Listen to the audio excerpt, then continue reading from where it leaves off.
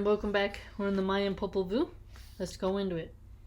And then they named their names. They gave themselves names before all of Xibalba. Listen, we shall name our names, and we shall also name the names of our fathers for you. Here we are. We are Little Huanapu and Zipalanque by name. And these are our fathers, the ones you killed, one Hanapu and 7 Huanapu by name. And we are here to clear the road of the torments and troubles of our fathers. And so we have suffered all the troubles you've caused us, and so we are putting an end to all of you. We're going to kill you. No one can save you now, they were told. And when all the Xibalbans got down on the ground and cried out, "Take pity on us, Huanapu and Zipalanque. It's true that we wronged your fathers, the ones you name. Those two are buried at the place of ball game sacrifice," they replied. "Very well. Now this is our word. We shall name it for you. All of you listen, you Xibalbans. Because of this, your day and your descendants will not be great. Moreover, the gifts you receive will no longer be great, but reduced to scabrous nodules of sap. There will be no clean blotted blood for you, just griddles, just gores, just brittle things and broken to pieces. Further, you will only feed on creatures of the meadows and clearings.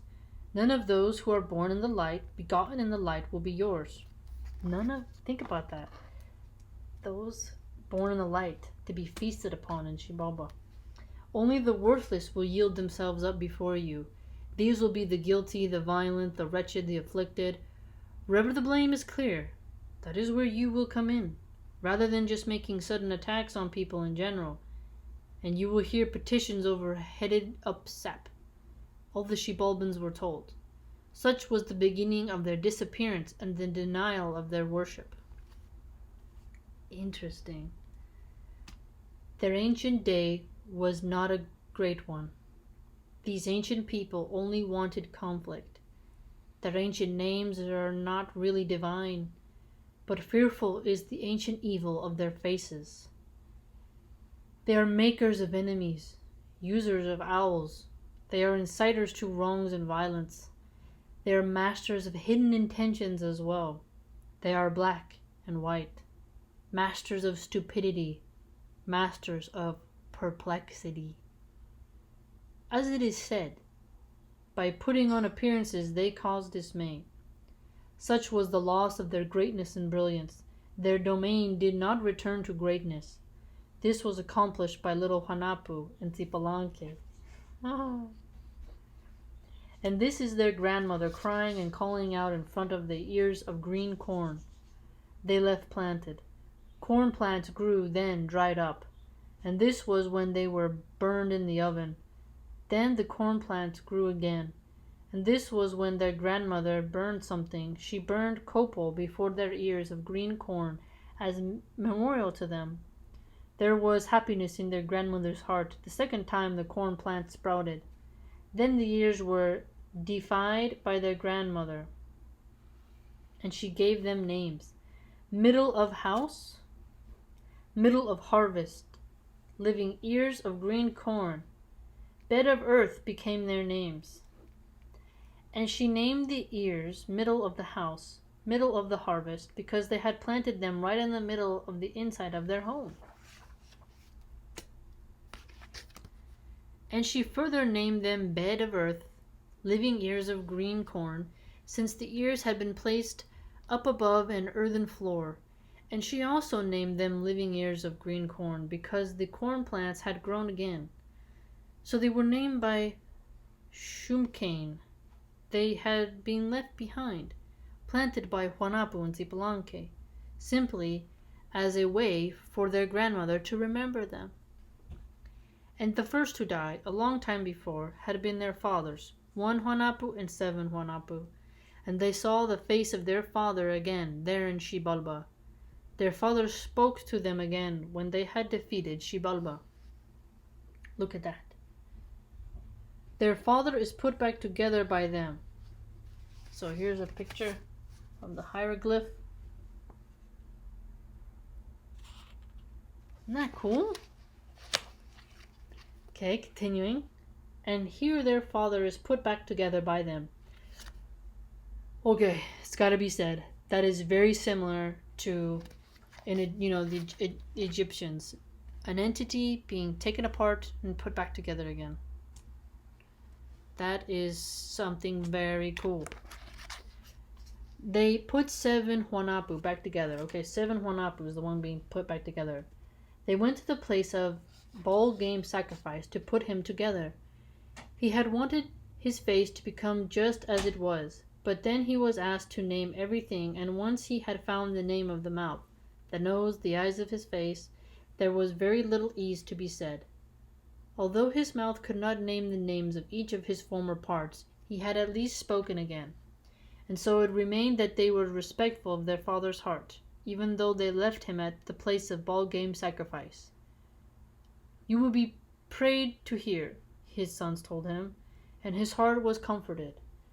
You will be the first resort, and you will be the first to have your day kept by those who will be born in the light, begotten in the light. Your name will not be lost.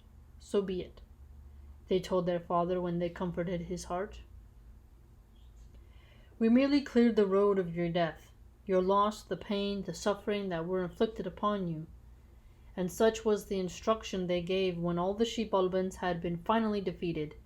And then the 2 boys ascended this way, here into the middle of the light, and they ascended straight on into the sky. And the sun belongs to one and the moon to the other. When it became light within the sky, on the face of the earth, they were there in the sky. Wow.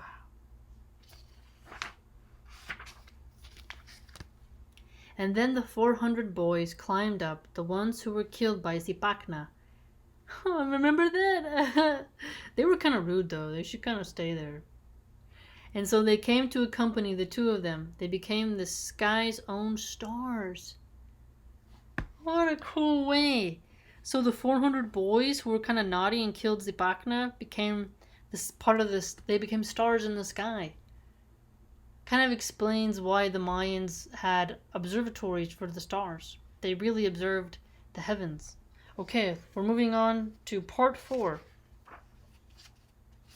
This is a funny looking picture. And here is the beginning of the conception of humans, and the search for the ingredients of the human body. So they spoke. The bearer, begetter, the maker, modelers named Sovereign Plumed Serpent. Okay, now we're going to learn their own genesis and how they think humans came to be.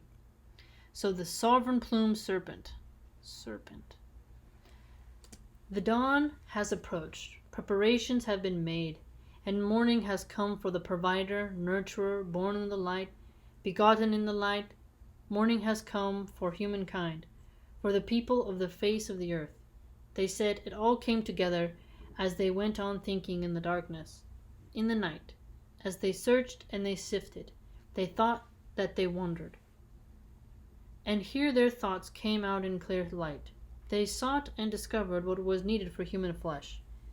It was only a short while before the sun, moon, and stars were to appear above the maker and the modelers. Split face, bitter water places its name. The yellow corn, white corn came from there, and these are the names of the animals who brought the food. Animals who brought the food. That sounds like the man's dependence on animals, the Native American myth, where animals helped humans survive by bringing them food. This is a similarity. Fox, coyote, parrot, crow. There were 4 animals who brought the news of the ears of the yellow corn and white corn. They were coming from over there at the split place. They showed the way to the split. So they're bringing information instead of food, but they're still bringing a resource. And this was when they found the staple foods. These were the ingredients for the flesh of the human work, the human design, and the water was for the blood. It became human blood. And corn was also used by the bearer, begetter. So corn to them is, very embedded in the human body. And so if you think about it too, corn is a huge staple of Latin America. And so they were happy over the provisions of good mountain, filled with sweet things, thick with yellow corn, white corn, and thick with patacte and cacao, countless zapotes, anonas, jacotes, nances, matasanos, sweet, the rich foods filling up the citadel named Split Place, Bitter Water Place. All the edible fruits were there, small staples, small plants, great plants. The way was shown by the animals, and then the yellow corn and white corn were ground, and Sumakane did the grinding 9 times. Food was used, along with the water she rinsed her hands with, for the creation of grease. It became human fat, when it was worked by the bearer, begetter, seven-plumed serpent, as they are called. Wow. After that, they put into words the making, the modeling of our first mother-father, with yellow corn, white corn alone for the flesh, food alone for human legs and arms, for our first fathers, the 4 human works. It was staples alone that made up their flesh, the staples of their food supply. I mean, that's very cool. Very cool. I mean, who can deny that corn makes sense in their myths for them, because you can make tortillas from it. Just eat the corn itself. You can make flour from it. You can make bread. You can make muffins. You can make so many different things, soups, and you can feed your cattle. Everything. Like, your birds eat corn. I know my guinea pig and my birds love corn. It's like, man, of course it's going to be part of the diet. You make tamales, right? I mean, wow. Corn is used to make all types of products. It's very cool that they would include it in their mythos, you know? Okay, family.